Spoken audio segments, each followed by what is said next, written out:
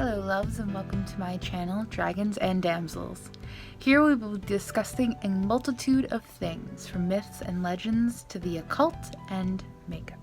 I hope to make this a journey of learning for us all. I attempt to teach you all about what I have studied and have a lot of passion for, all the while doing a makeup look to match. To get down to the nitty-gritty, I think that makeup is a really important part of my personal practice, as magic is all about intent. We call any magic that has the intent of changing your physical appearance a glamour. Some call it an illusion.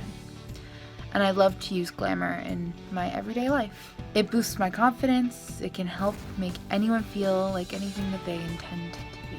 The easiest comparison I can make is sometimes it can feel like war paint when you want to feel powerful before an interview, or a soft and flowery look if you want to feel open and approachable. Say you want to make friends and it's your first day of school. I will use my face and makeup to tell you a story and to hopefully add a visual aspect to what I am teaching you, to make it really easier to absorb, because some people learn really well through visuals rather than verbal. Please stay tuned, as the release of the introduction of the first of 4 series will be released in video form shortly after this one. And I love you all dearly. Thanks for being interested in my content, and have a wonderful awakening.